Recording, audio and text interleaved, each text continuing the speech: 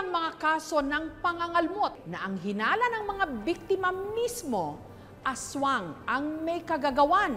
Meron nga ba itong katotohanan? Tadtad ng mga mahahaba at malalalim na sugat ang binting ito na kalmot daw ng aswang? Inimbestigahan namin ang viral post na ito. Hanggang ang aming team nakarating sa Bayawan City sa Negros Oriental. Sa boarding house na ito kung saan naroon si Carla, hindi niya tunay na pangalan. Siya raw ang inatake ng di umano'y aswang. Kasama raw ni Carla sa boarding house noon ang kanyang pinsan na itago na lang natin sa pangalang Daisy. Alauna raw yon ng madaling araw nung nagising si Carla. Nakabugtaw na lang ko nga naa siya sa akong tupad. Hiha ko ginapasulod sa musket kaya ako atin na nagawas na sa musket din. May ara siya ginaaway nga wala kabalhong kinsa iya ginaaway kaya wala na ako nakita. Ang inakala raw ni Daisy na kumakalmot kay Carla, ang isa pa nilang ka-boardmate na itago na lang natin sa pangalang Jenny na nanlilisik at pulang-pula raw noon ang mga mata. Pero nung buksan daw nila ang ilaw, laking gulat na lang nila na meron na silang mga sugat sa binti at kamay. Ganahan ko nga buksan ang pertahan pero dili ko makatindog. Daw may araga sa akong banga bugat kaya akong tiil. Then magsulon siya nga ala dugo-dugo. Nagsulod na ako ang mga housemate. Nakita nila nga sa akong tiil may ara pa isa ka may kakinambras dayon. Kanang natingala lang sila nga nag-agas na maayo ang dugo sa sa ako atiil. Ang mas ikinagulat pa raw nila si Jenny na pinagbintangan nila natutulog lang at nagising na lang sa kanilang ingay. Doon na lang nila napagtanto na inatake sila ng aswang. Lamat ang tawag nila sa pag-atake ng aswang na meron din daw kakayanan na manggaya ng ibang itsura. Ko sa tungga katunggi kamras na ko kay may ara na ko ginadala nga kanang sa na protection like panyawan, manunggal, luya or asin. Tumangging magpa-interview si Daisy pero ang kanyang ina nagpaunlak ng panayam. Nakalmot na raw dati ng aswang ang kanyang anak. Dito siya sa Dumaguete, nakakita po siya sang bahay nga puti. Kung iya nga buhok, napalos ginang iya nga pungos. Pagdalaga niya dito sa sulod, may kinaurasan na diri niya, damo na, nagdugo na siya. Ito nga gidulong na po siya diri sa Bayawan. Makalipas lang ang ilang buwan, pag-uwi raw ni Daisy sa kanilang bayan sa Bayawan City, sinundan pa nga raw ito ng di manoy aswang. Pinagkakalmot din daw siya sa kanyang binti at tiyan. Tulog na gid siya maayo. Iya na batsyagan ko no, nang may nagakwa na di sa iya nga paa. Puro gisi gid tumamang iya mga short. Daw kinarusan lagi sang kuring, ito nga pilas. Dugo ang jealousy, may agis ang kamot. Kamot gid ang naglakra. Binalikan ng aming team ang barangay na kinalakhan ni na Carla at Daisy. Ang barangay Tayawan, sa syudad pa rin ng Bayawan. Matagal na raw kwento-kwento na may gumagalang aswang.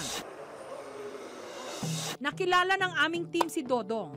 Pauwi na raw siya noon mula sa trabaho nung may nakasalubong siyang babae. Nung tumigil daw si Dodong para umihi. Dari taman niya buhok. Buhok gamos na. Yung amoy ma'am langsa. Pag dumog sa kuha, kinamros ko dre. Tapos liog. Ilang araw bago ang pag-atake kay Dodong, may malaking aso rin daw na tunog tao na ilang araw nang umaali-aligid sa ilalim ng kanilang kubo. Tibit na ba ma'am, hindi na yung tao nga normal. Panahon gina mo atake gina siya ma'am. Labi ng bagong yanggaw. Lord, mga bantay ng mga bata ko, hasta ako, mga pamilya. Na sana hindi ko maulit yung gabi. Pati ang anak ni Emily, pinuntirya rin daw ng aswang. Hating gabi raw noon, nung paiinumin na dapat ni Emily ng gamot, ang nooy nilalagnat niyang anak, nung bigla raw may humila sa paa nito.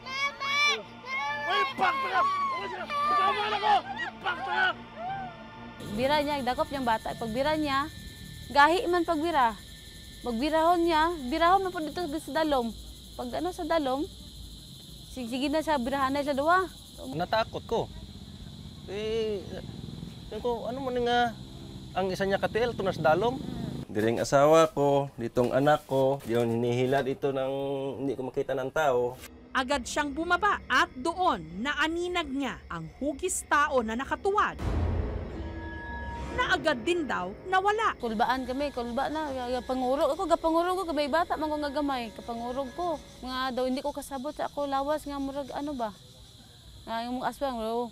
Si Pordoy, hindi raw talaga naniniwala sa aswang hanggang nakaharap daw niya ito mismo. Hindi ko yung magpating, may aswang kalibutan. Siya, hindi yamuhat sana kay sulayan ka. Bisan maglampatan nyo ko.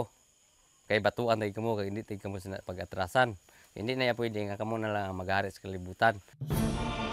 Huwebes Santo raw noon, matapos niyang bumili ng gatas ng kanyang anak, may nakita siyang lalaking nakatayo sa gitna ng daan. Teres na nga, pag kumain gabi niya, wala siya nagtingog. Kung ako, yan naman kong gitapukan diri sa likod.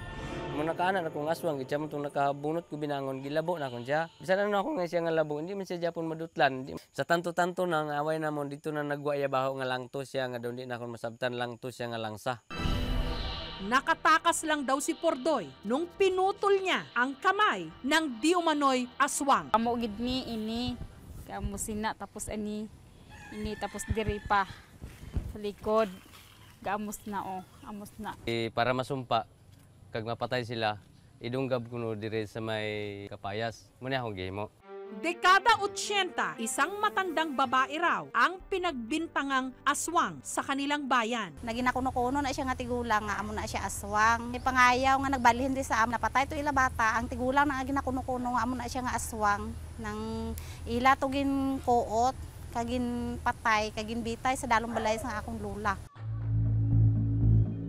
Makalipas ang 4 na dekada, may bagong pinagsususpetsahan sa kanilang bayan na pamilya ng aswang. Itinuro pa ng mga residente ang kanilang bahay. Pero nung sadyain ito ng aming team, wala itong tao, abandonado na ang bahay. Sa kabila nito, ang albularyo sa barangay na si Tay Sario, pinapayuhan ang kanyang mga kapitbahay para hindi sila atakihin ng aswang. Pwede man ang asin. Kuhan mo lang dito, isabulak mo sa pertahan sa inyong balay, sa bintana, sa bulak mo na. Kung ara sila nga tik-tik. Di ko na magtik-tik kani sa atong pa na, wala na. Kuhan na sila eh. Umalagi lang na. Senyales daw na may aswang kung ang espesyal o sagradong langis biglang mangamoy o kumulo. Ang kabay-diday sa mga pangayaw. Siyudad, bukid, amo lang na sila tanan eh. Damo ganis Manila. Manila na gina.